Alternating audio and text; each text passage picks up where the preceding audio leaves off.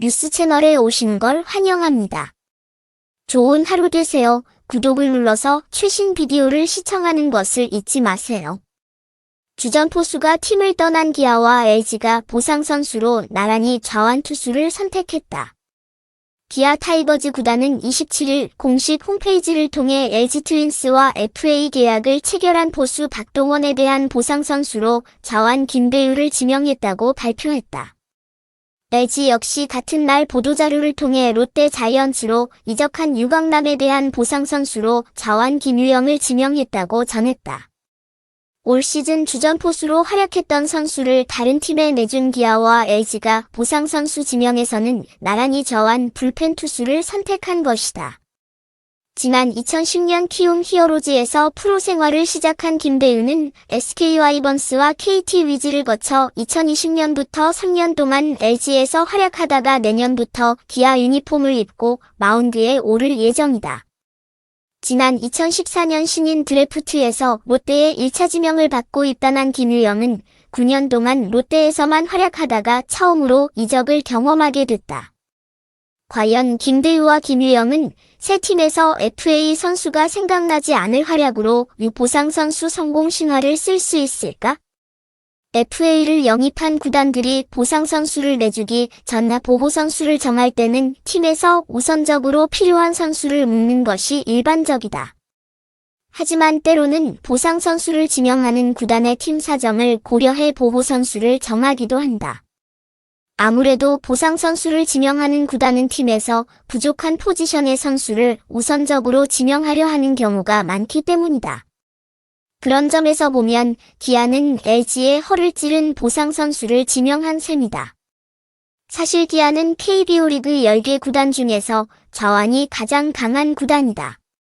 올 시즌 활약했던 외국인 투수 션 롤린과 토마스 파노니가 모두 좌완이고 통산 159승에 빛나는 대투수 류양현종도 건재하다. 여기에 프로 입단 2년 만에 10승 투수가 된 이일이가 있고 불펜에도 올 시즌 17홀드를 기록한 이준영과 군복무를 마친 유망주 김기훈, 올해 1라운드로 지명한 고교 최고 좌완 투수 윤영철까지 있다. 사실 기아 입장에서는 장기적으로 선발로 육성할 수 있는 우완 유망주나 유격수와 3루 수비가 가능한 내야 자원 또는 한방 능력을 갖춘 거포형 타자가 필요하다. 굳이 우선순위를 따지자면 좌완 불펜 투수는 기아에게는 후순위에 가까운 포지션이라 할 수 있다. 하지만 기아는 프로 데뷔 후 162경기 중 159경기를 불펜으로 나섰던 전문 불펜 투수 김대유를 주전 포수 박동원의 보상 선수로 선택했다. 김대유는 작년 4승 1패 24홀드 평균 자책점 2.13으로 홀드 부문 4위에 오른 데 이어 올 시즌에도 59경기에서 2승 1패 13홀드 ERA 2.04로 LG의 좌완 투수 중 가장 많은 홀드를 기록했다. 김대유는 올 시즌 이닝 소화가 39.2이닝에 그쳤을 정도로 긴 이닝을 소화할 수 있는 유형의 투수는 아니다. 하지만 좌완 사이드암이라는 독특한 투구 폼을 앞세워 좌타자를 상대로는 확실한 강점을 보이는 불펜 투수다. 기아는 새로 합류하는 김대유가 이준영과 함께 기아 불펜의 좌완 스페셜리스트로 활약해준다면 김기훈, 윤영철 등 다른 좌완 유망주들을 다양한 보직으로 육성해 볼 수 있다. 만약 기아의 유망주 좌완들이 선발 투수로 자리 잡는다면 장기적으로 포스트 양현종 시대를 대비할 수 있다. 주전 포수 박동원이 남기고 간 유산인 좌완 스페셜리스트 김대유의 활약이 기아가 진정한 좌완 왕국으로 가는 밑거름이 될 수 있다는 뜻이다. LG는 2022 시즌을 통해 김윤식이라는 걸출한 좌완 선발 투수를 배출했다.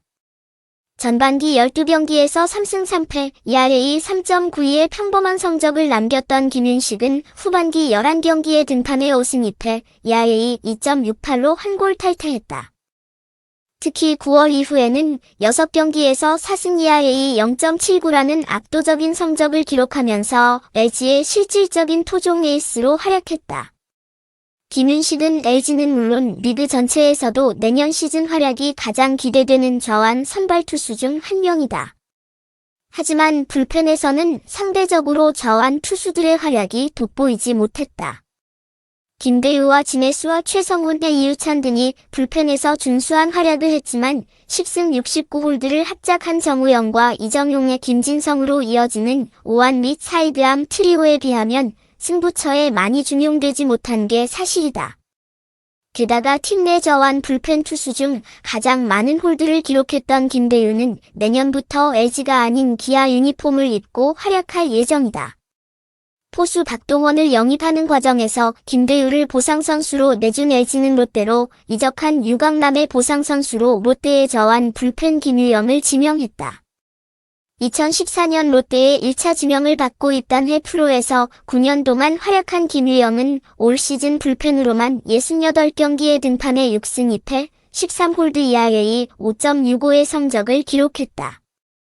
실질적으로 롯데의 풀타임 1군 저완 불펜이 김유영뿐이라 올 시즌 많은 경기에 등판할 수밖에 없었고 그만큼 컨디션 조절에 애를 먹었다.